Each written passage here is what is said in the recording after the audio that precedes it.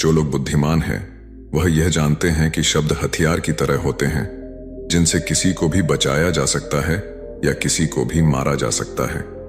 अब आप सोच रहे होंगे कि शब्दों से किसी को मारा कैसे जा सकता है, तो जरा सोचिए, ज्यादातर आत्महत्याओं के पीछे किसका कारण होता है?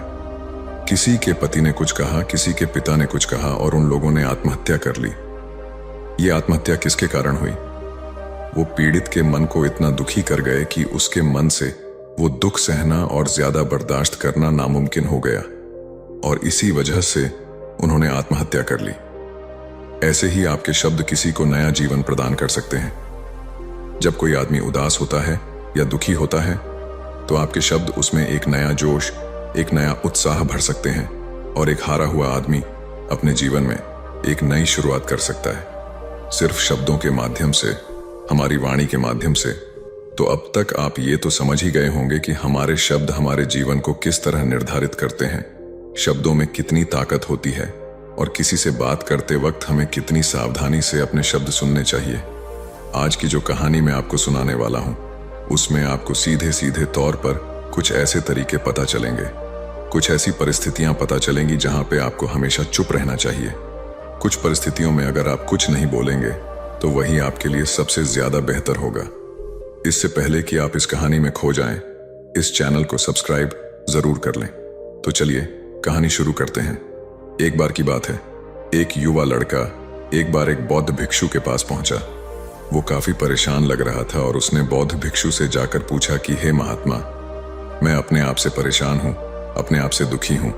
बाहरी रूप से मुझे कोई दुख नहीं है, मैं धन धान्य संपन्न हूं, मुझे कोई शारीरिक रोग भी नहीं है, लेकिन मैं खुद से परेशान रहता हूं, अपने मन से परेशान रहता हूं। अक्सर मेरी बातों को मेरा कोई भी दोस्त गंभीरता से नहीं लेता है और ना ही मेरे परिवार के लोग मेरी किसी बात को गंभीरता से लेते हैं। मैं जो कुछ भी सलाह देता हूं या तो वह उसे मजाक में उड़ा देते हैं या फिर उसे गंभीरता से लेते ही नहीं हैं। मेरी बातों को कोई गंभीरता से क्यों नहीं लेता है?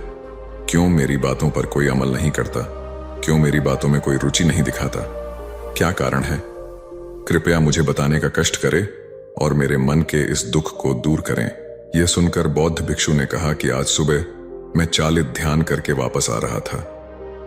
रास्ते में कुछ कौवे कांव कांव कर रहे थे और वहीं पर जब मैं चलता हुआ कुछ दूर आया तो मुझे एक मोर की मधुर आवाज सुनाई दी। ये सुनकर अचानक मेरे मन में ख्याल आया कि कौवे कितना कांव कांव करते हैं, कितना बोलते रहते हैं, लेकिन कोई भी प्राणी कौवे की आवाज को पसंद नहीं करता।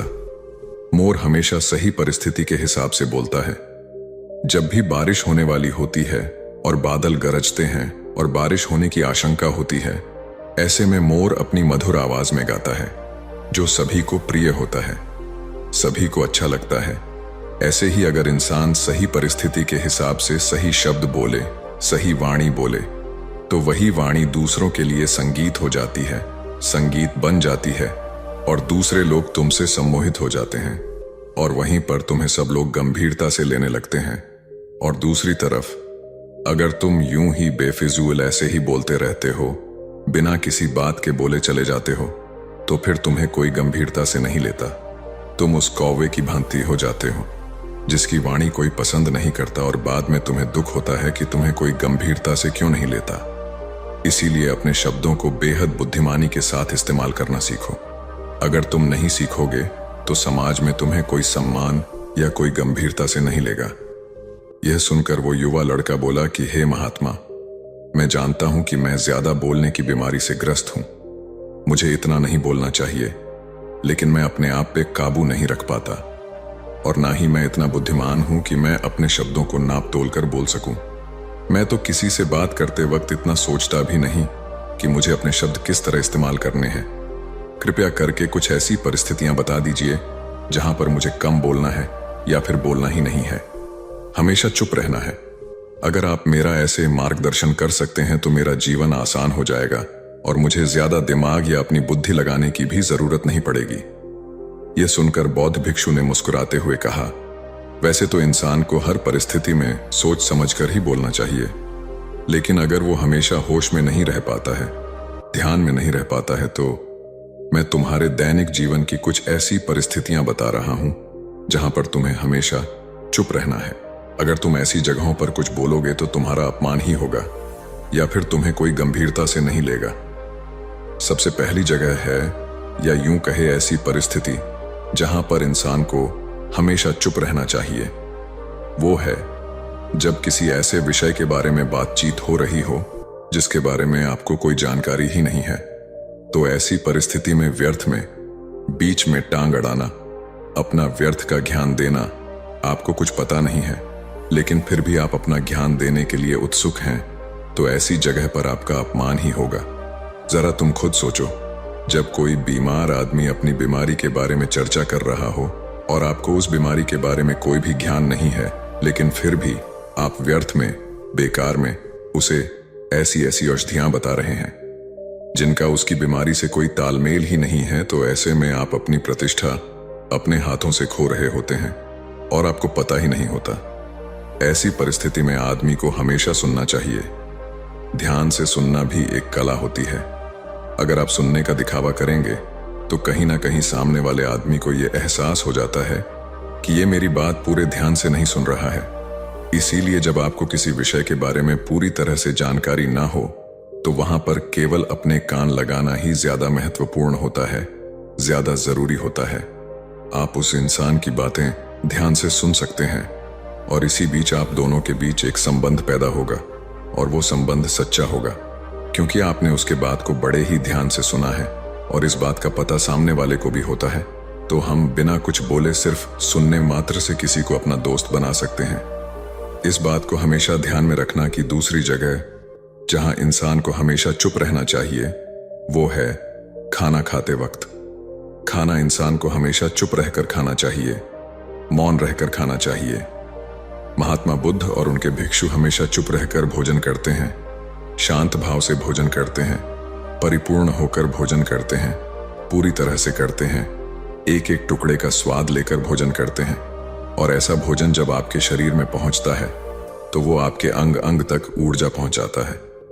अक्सर हम भोजन करते वक्त कुछ ना कुछ बोलते रहते हैं, कुछ ना कुछ सुनते रहते हैं, लेकिन मौन रहकर पूरा स्वाद लेकर उस भोजन को कभी नहीं करते।